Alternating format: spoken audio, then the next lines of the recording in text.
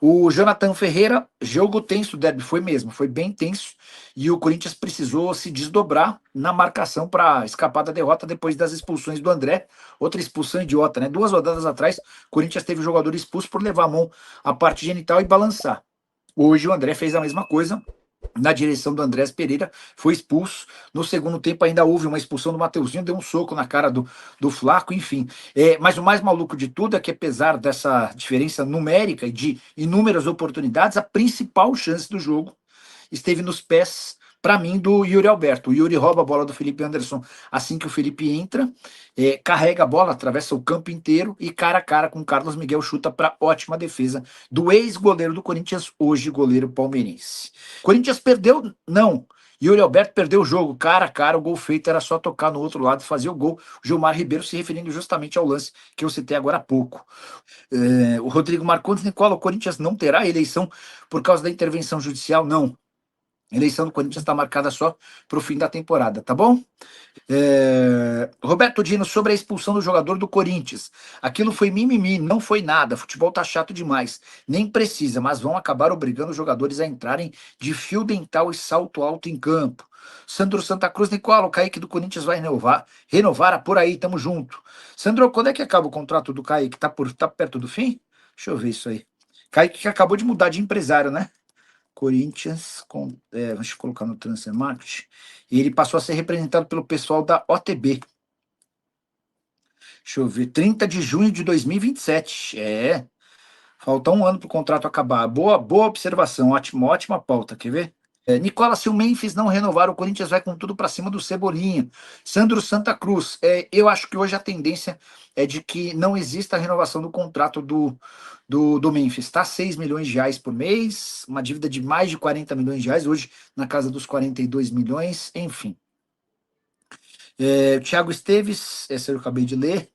Thiago Henrique, Nicola, o Corinthians que fez uma boa partida, ou o Palmeiras que não soube aproveitar os dois jogadores a mais? As duas coisas. Eu acho que o Corinthians defensivamente jogou bem, se matou, se esforçou demais, e o Palmeiras, cara, ficou muito refém da jogada com o Alan na esquerda, na direita, né? O Alan nem fez um bom primeiro tempo, no segundo tempo ele era meio que a válvula de escape, a salvação do time. Parecia um Palmeiras pouco criativo.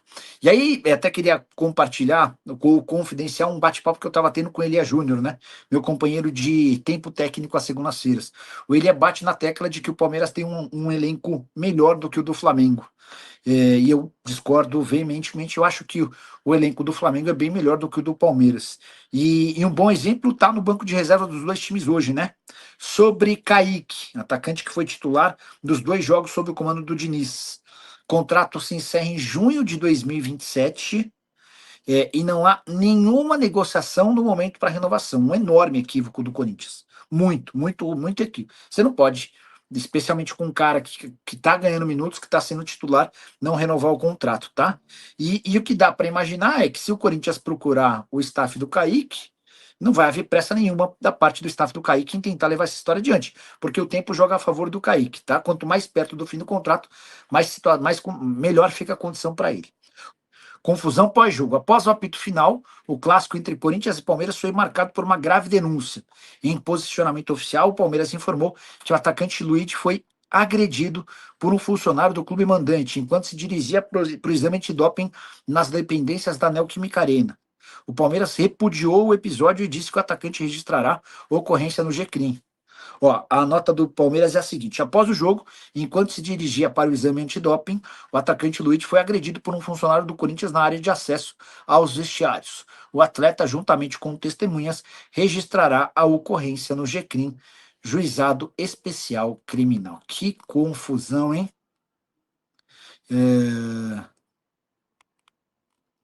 Enfim, guardemos cenas dos próximos capítulos. É caso de polícia, né? Caso de polícia, não tem a menor dúvida. A arbitragem puxa para o Palmeiras e para o Flamengo, escreve o Renan Leite. Vocês concordam? Quem o Corinthians enfrenta no Brasileirão na próxima rodada? Próxima rodada, o Corinthians tem pela frente. Peraí. Vamos ver aqui, ó. E a gente já responde. Próximos jogos do Corinthians: Libertadores da América, quarta-feira contra o Santa Fé. E aí, no domingo, Barradão contra o Vitória, tá? Então, Corinthians pega o Vitória fora de casa no domingo e quarta-feira. E aí, na próxima quarta-feira, contra o Barra, em Santa Catarina, jogo da Copa do Brasil. Beleza? Então são 2 jogos fora e o próximo jogo em casa, depois uma sequência de 2 partidas na condição de visitante. Guilherme Laveso, boa noite, Nicola. Corinthians acabou de soltar uma nota falando que o Bidon e o Gabriel Paulista foram agredidos. Caramba! Fim de jogo foi de MMA lá na Arena MRV, na Neoquímica Arena. E é só para explicar para quem está chegando agora. Vocês me contaram, e eu já li uma nota do Palmeiras lamentando ou revelando que o Luiz foi agredido, né? E agora o Laveso está me contando que houve agressão. Estou colocando aqui na conta do Corinthians. Conta oficial do Corinthians, ó. O Esporte Clube Corinthians Paulista informa que, após a partida, Gabriel Paulista e Breno Bidon foram agredidos por seguranças da equipe visitante.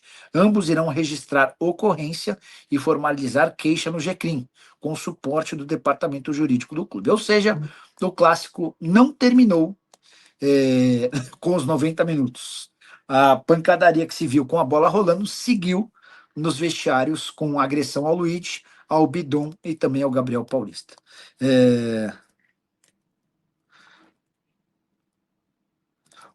Vocês perguntaram sobre Alex Santana e Diniz, né? Aí eu mandei mensagem para uma pessoa que trabalha com o Diniz. Falei, sabe se o Diniz pretende conversar com o Alex Santana para reintegrá-lo? Sim, já conversou. Não sei se já reintegrou. Acredito que sim, tá? Então, pelo que eu estou entendendo aqui de uma pessoa que trabalha com o Diniz, o Alex Santana, se não foi, será reintegrado ao elenco. A gente tem que analisar esse jogo de 2 maneiras, rapaziada. É claro que o Corinthians ele teve os seus méritos e ele foi, cara, gigantesco no processo todo de você suportar um líder do campeonato, um adversário qualificado como é o Palmeiras, um derby, um clássico, sempre um jogo em que é muito difícil você perder para o rival e você suportar um jogador a menos durante muito tempo, 2 jogadores a menos durante outro tempo. É muito difícil e o Corinthians conseguiu isso. Quando a bola passou pela defesa, lá estava o gigantesco Hugo Souza, que fez algumas defesas muito importantes. A do Gabriel Paulista, né? Talvez tenha sido a mais difícil, mas teve a do Maurício, teve um chute do Andréas Pereira. E assim, pelo desenrolar da partida, até não foram tantas, tá? Porque a defesa do Corinthians, ela impediu muitas finalizações, muitas chegadas do Palmeiras de chegar até o Hugo Souza. Repito, quando a bola passou, lá estava ele. Mas muitas vezes ela não chegou até lá.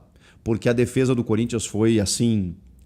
não só a defesa, né? O time defensivamente foi muito bem. E vejam só, muitas críticas naturais são feitas ao Fernando Diniz, por exemplo, quando ele é anunciado num clube, do tipo, lá vem o time agora entregar alguns gols na saída de 3, na saída com o goleiro, vai ter desequilíbrio defensivo, vai fazer gols, mas vai tomar muitos gols. No Vasco ele fez 53 gols e tomou 50, ou o contrário, mas assim, ele toma tanto quanto faz, né? Então muita gente tem esse receio. O Fernando Diniz agora, vou tomar gol de tudo que é jeito.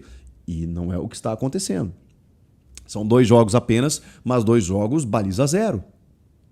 Contra o Platense, é verdade, mas e aí? Não conta? 2-0 fora de casa pela Libertadores. E aí você tem um clássico contra o líder do campeonato, que é o teu arquirrival, dentro de casa, com 2 a menos, e o time não toma gol. E não é que não toma gol porque o goleiro fez 7 milagres. Não, ele fez pelo menos 3 defesas importantes. Mas assim, a defesa foi muito bem, muito bem. A gente estava aqui criticando nos últimos jogos o Gabriel Paulista, por exemplo, o Gustavo Henrique nem tanto, porque ele sempre é muito regular, mas o Corinthians estava tomando muitos gols, estava sofrendo muito defensivamente, e não foi o que aconteceu.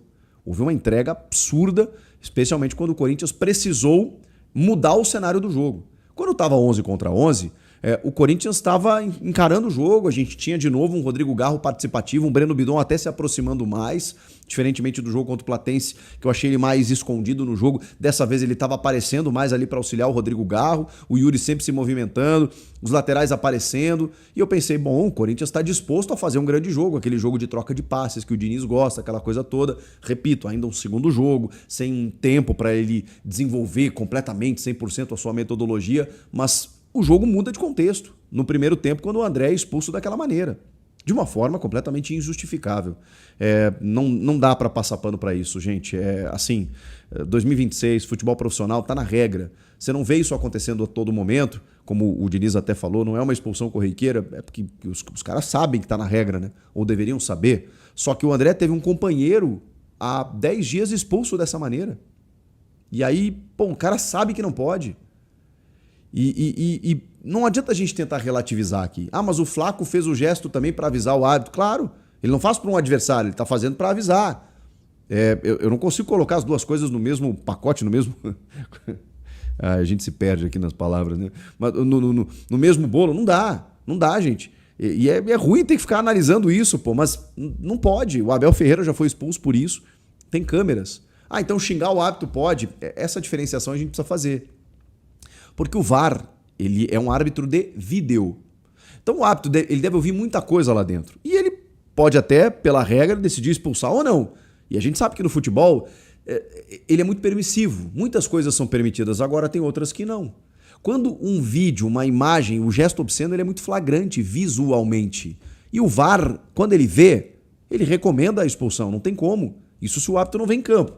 E aí quando o árbitro vai no monitor, ele não tem nada diferente de fazer a não ser expulsar. Porque está ali caracterizada uma infração à regra do jogo, que é você fazer um gesto obsceno para o teu companheiro, para a arquibancada, para o adversário, para o juiz. Não pode, gente.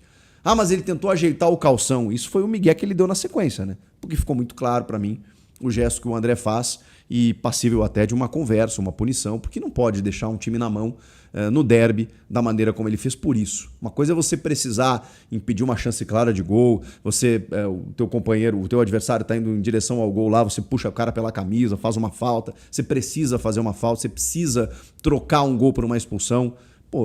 Isso não é deixar o time na mão, isso é cometer uma escolha, fazer uma escolha. Agora, isso? Não. Aí, no futebol profissional de elite, isso não é permitido e o Diniz falou, isso não vai mais acontecer, é óbvio que isso vai ser tema de conversa. E aí depois tem a expulsão do Mateuzinho, que ela é mais crível, né? No sentido do jogo, da disputa, do sangue quente ali, mas também, pelo amor de Deus, né? Tem uma disputa ali, ele fecha o punho e dá na cara do Flaco Lopes. O que ele queria? Já tendo o amarelo, tá? Então ele seria expulso de qualquer maneira. O árbitro vai no vídeo para trocar a cor do cartão, que não tem consequência no jogo, mas tem no cômputo dos cartões, tem na infração lá da conduta violenta e tal. Enfim, é uma questão mais tecnicista da regra, mas ela tem que acontecer, porque realmente foi uma agressão para expulsão direta. E olha que o Gabriel Paulista também correu risco na mesma confusão. Foi foi um derby muito difícil de administrar, parecia Grenal, né? Mas o Grenal foi tão xoxo, né, que nem dá pra usar como comparação.